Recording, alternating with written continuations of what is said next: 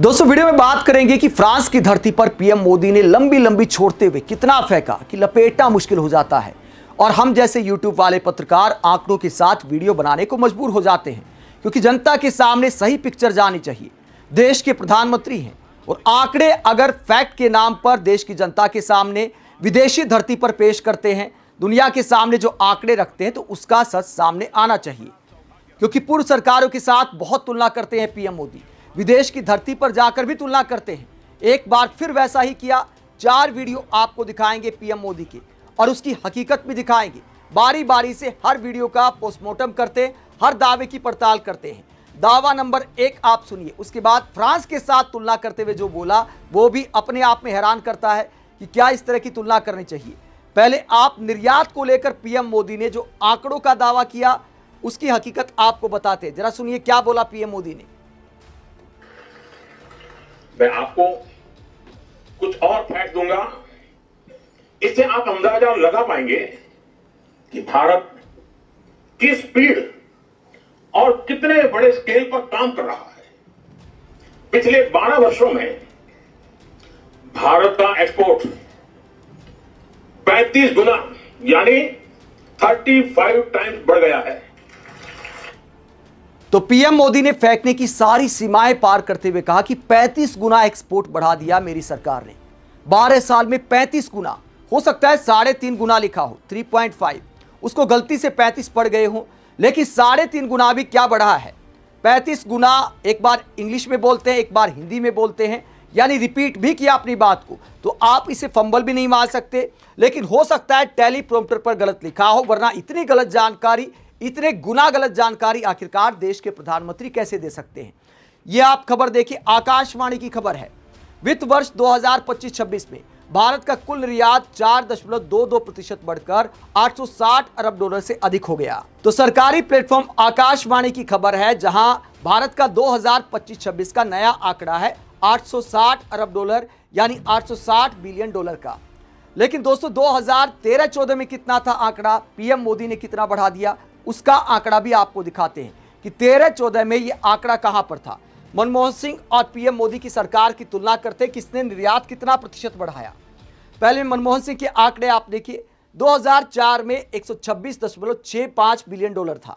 उसके बाद 2013-14 में 466.22 बिलियन डॉलर हो गया, यानी कुल बढ़ोतरी हुई 339.55 बिलियन डॉलर की।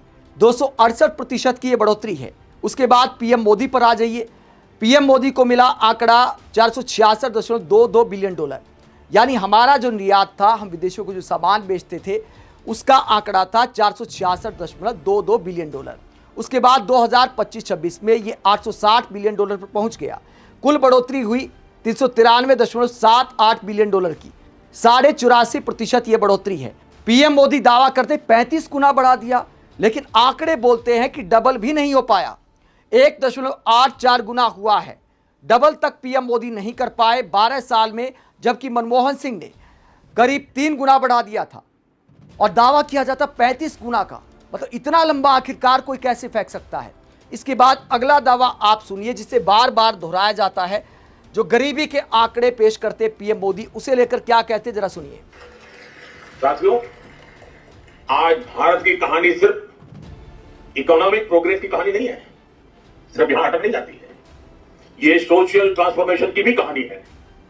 पिछले 12 साल में देश में 25 करोड़ लोग, यह आंकड़ा सुनकर के आप भी हैरान हो जाएंगे, 25 करोड़ लोग गरीबी से बाहर निकले हैं। यानी एक ऐसी प्रगति जिसका लाभ समाज के अंतिम व्यक्ति तक पहुंच रहा है।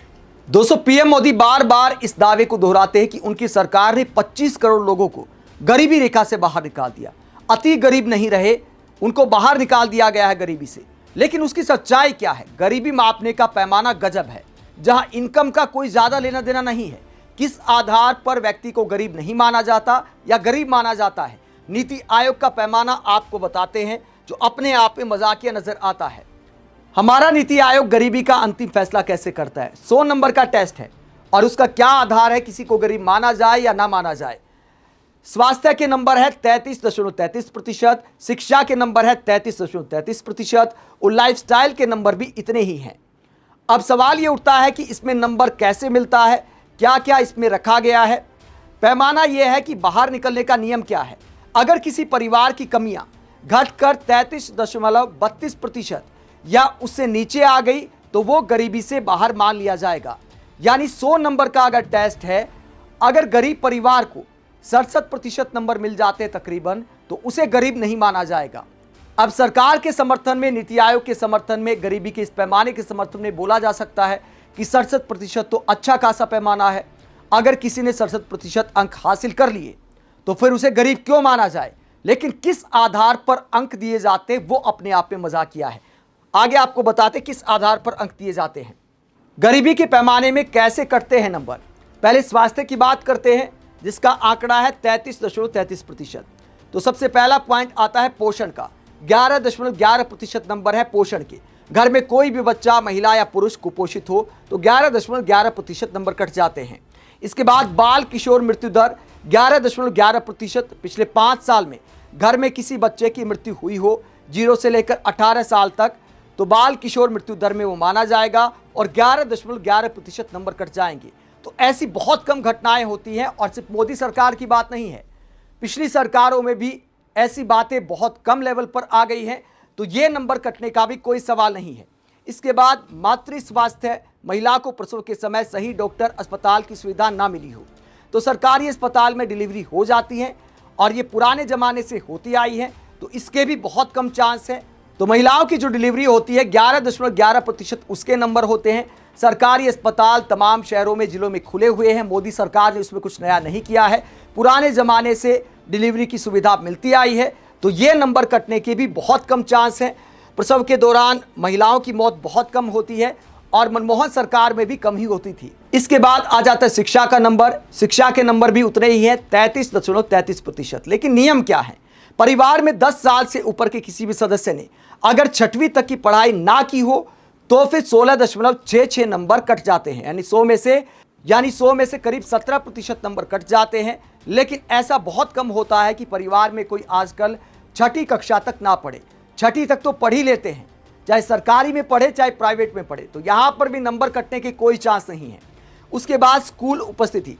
स्कूल जाने की उम्र 8 से 15 साल का कोई बच्चा स्कूल ना जा रहा हो तो 16.66% नंबर उसमें भी कट जाते हैं। तो ये शिक्षा का पैमाना है। अब सरकारी स्कूल में जो अति गरीब भी होते हैं तो बच्चों को स्कूल भेज देते हैं, क्योंकि मिड डे मील मिलता है, तो खाना भी हो जाता है, पढ़ाई भी हो जाती है। तो ये नंबर कटने के भी बहुत कम चांस होते हैं। इसके बाद आ जाइए लाइफस्टाइल में। लाइफस्टाइल में बहुत सारे ऐसे पहलू हैं जो गरीबी पैमाने को लेकर सवाल उठाते कि क्या ऐसा होना चाहिए। रसोई गैस के नंबर है 4.76। खाना बनाने के लिए लकड़ी, कोयला या उपले का इस्तेमाल होता हो तो 4.76 नंबर कट जाएंगे। अगर गैस की बजाय कोयले या गोबर के उपले जो होते उनसे खाना बनता हो, घर में अपना या साफ सुथरा व्यक्तिगत शौचालय ना हो तो नंबर कट जाते हैं। पीने का पानी 4.76%, इसके भी नंबर हैं। साफ पानी ना मिलता हो या पानी लाने में 30 मिनट से ज़्यादा पैदल चलना पड़ता हो तो फिर नंबर कट जाते हैं। यानी अगर 29 मिनट कोई चलेगा पैदल तो फिर नंबर नहीं कटेंगे। अगर मान लीजिए आप 20 मिनट पैदल चल के पानी लाते हैं तो नंबर नहीं कटेंगे, यहाँ तक कि 29 मिनट में भी नहीं कटेंगे। तो ये पैमाना है। इसके बाद बिजली। अगर बिजली ना पहुंची हो तो 4.76% नंबर कट जाएंगे कि घर तक बिजली का कनेक्शन ना हो। अगर मकान ना हो तो भी 4.76% नंबर कट जाएंगे, घर की दीवारें या छत कच्ची हो। अगर संपत्ति में आपके पास कार ना हो, मोटरसाइकिल ना हो, साइकिल ना हो, टीवी ना हो, रेडियो ना हो और फोन में से एक भी चीज़ पास में ना हो, यानी अगर इनमें से एक भी चीज़ आपके पास है तो ये नंबर नहीं कटेंगे। बताइए किसी के घर में रेडियो है या साइकिल है तो उसको गरीब नहीं माना जाएगा, उसके इस पैमाने वाले नंबर नहीं काटे जाएंगे। इसके बाद बैंक खाता। बैंक खाते की भी 4.76% नंबर है। परिवार के किसी भी सदस्य का बैंक या पोस्ट ऑफिस में अकाउंट ना हो तो जनधन खाते जो खोले गए हैं, अगर खाते में पैसा हो ना हो, अगर बैंक खाता है तो ये नंबर नहीं कटेंगे।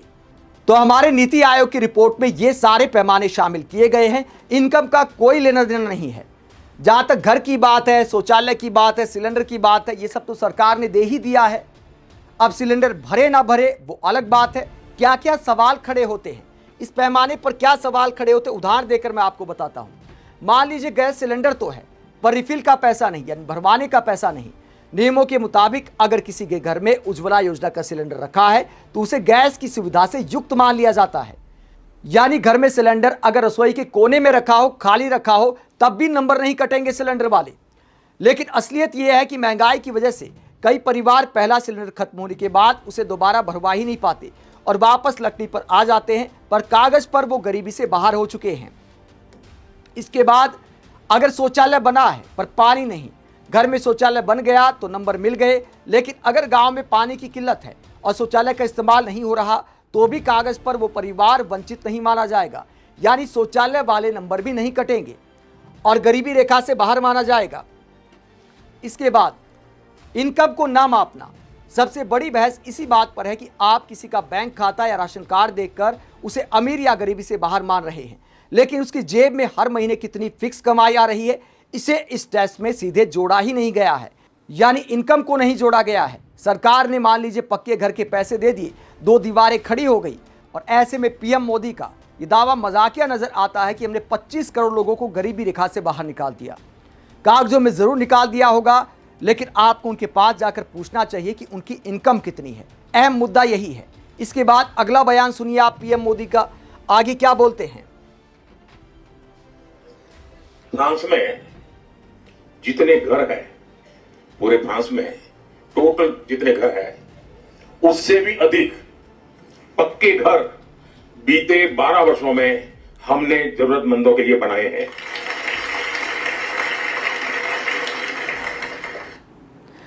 तो यहां पर फ्रांस के साथ तुलना करते हुए पीएम मोदी ऐसे बचकाना लॉजिक देते हैं कि सुनकर हंसी आती है। भैया हमारे देश की आबादी 150 करोड़ के करीब है, हम फ्रांस के साथ कैसे तुलना कर सकते हैं। जिस देश की ज़्यादा आबादी होगी तो गरीबों के लिए घर ज़्यादा बनेंगे। फ्रांस में कितने गरीब हैं, फ्रांस की जनसंख्या कितनी है, किस क्वालिटी के घर हैं, और आप जो घर बना रहे हैं वो किस क्वालिटी के बना रहे हैं। गरीबों को घर बनाने के लिए जो पैसा मिलता है, क्या उसमें 2 दीवारों पर छत भी खड़ी हो रही कि नहीं हो रही महंगाई के ज़माने में। जाकर पीएम मोदी को इस बात का विश्लेषण करना चाहिए, इस बात की रिपोर्ट मांगनी चाहिए, ना कि ऐसा फेंकना चाहिए कि फ्रांस में कुल मिलाकर जितने घर हैं हमने 12 साल में बना दिए। इन बातों का क्या कोई लॉजिक है। अगर तुलना करना ही है तो पर कैपिटा इनकम देखें, फ्रांस की पर कैपिटा इनकम कहाँ है और हमारी पर कैपिटा इनकम कहाँ है। हालांकि मैं ये भी कहता हूँ कि जनसंख्या के आधार पर, हालात के आधार पर आप बहुत ज़्यादा तुलना नहीं कर सकते, लेकिन चीन के साथ जरूर तुलना कर सकते हैं क्योंकि चीन की आबादी हमारे करीब बैठती है। लेकिन फ्रांस के साथ जो आंकड़ों की तुलना पीएम मोदी ने की तो पर कैपिटा इनकम के आंकड़े आपको बता देते हैं। भारत की पर कैपिटा जीडीपी है $2,813 और उसके बाद फ्रांस की है $52,083, यानी 18 गुना करीब ज्यादा है फ्रांस की पर कैपिटा जीडीपी भारत से। तो ये आंकड़े हकीकत दिखाते हैं कि फ्रांस का लाइफस्टाइल क्या है, हमारा लाइफस्टाइल क्या है। ऐसे में गरीबों वाले घर की तुलना फ्रांस के घरों से करना, इससे ज्यादा बचकाना बात आखिरकार क्या होगी। और उसके बाद पीएम मोदी ने एक बड़ी बात बोली फ्रांस की धरती पर, और थोड़ा आत्ममंथन करना चाहिए कि जो बात बोली क्या उसी अनुसार भारत के लोकतंत्र को आगे बढ़ा रहे हैं। क्या कहा जरा सुनिए। आज मैं ऐसे समय में फ्रांस आया हूं जब कुछ ही दिन पहले हमारी सरकार के लिए 12 वर्ष पूरे हुए। चुने हुए प्रधानमंत्री के रूप में निरंतर 12 साल तक देश की सेवा करना मेरे जीवन का बहुत बड़ा सौभाग्य रहा। यह भारत के लोकतंत्र की शक्ति है जिसने एक चाय वाले को यहां तक पहुंचा दिया। दोस्तों वाकई ये भारत के लोकतंत्र की शक्ति है कि एक चाय वाले को देश का प्रधानमंत्री बना दिया और वो 12 साल से प्रधानमंत्री हैं। लेकिन चाय वाला लोकतंत्र के साथ कैसा मजाक कर रहा है। और कोई चाय वाला भी प्रधानमंत्री बन सके, चाहे बीजेपी से बने, चाहे कांग्रेस से बने, चाहे किसी और पार्टी से बने, प्रधानमंत्री बन सके, मुख्यमंत्री बन सके, इसके लिए ज़रूरी है लोकतंत्र के मूल्यों का जिंदा रहना। लोकतंत्र के साथ मजाक और खिलवाड़ बंद होना चाहिए। लेकिन इन्हीं पीएम मोदी के नेतृत्व में क्या हो रहा है, कभी पंजाब से सांसद तोड़े जा रहे हैं, कभी बंगाल से सांसद तोड़े जा रहे हैं, कभी महाराष्ट्र से सांसद तोड़े जा रहे हैं। जिन सांसदों पर भ्रष्टाचार के आरोप बीजेपी नेता लगाते हैं, थोड़े दिन में वो बीजेपी के करीब आ जाते, बीजेपी में शामिल हो जाते हैं। या बीजेपी से जुड़ी किसी पार्टी में चले जाते हैं। तो चाय वाले को क्या लोकतंत्र के साथ खिलवाड़ करना चाहिए?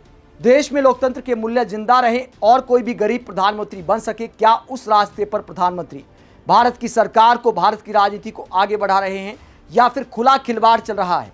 ये सवाल अपने आप से पीएम मोदी को पूछना चाहिए। लेकिन आजकल नैतिकता बची नहीं है राजनीति में। नैतिकता के नाम पर इस तरह के प्रवचन इसलिए दिए जाते खुद को महान दिखाने के लिए। देखिए पीएम मोदी कितने संत महात्मा टाइप के आदमी हैं, लेकिन हकीकत में भारत की राजनीति में जो हो रहा है उसे लेकर तमाम चिंताएं जताई जा रही हैं कि कहीं हम एक पार्टी सिस्टम की तरफ तो नहीं जा रहे, क्या कोई दूसरा दल देश में बचेगा ही नहीं? आप इस पूरे मसले को लेकर क्या सोचते हैं? कमेंट बॉक्स में अपनी राय जरूर दें। साथ ही चैनल को सब्सक्राइब भी करें। नमस्कार।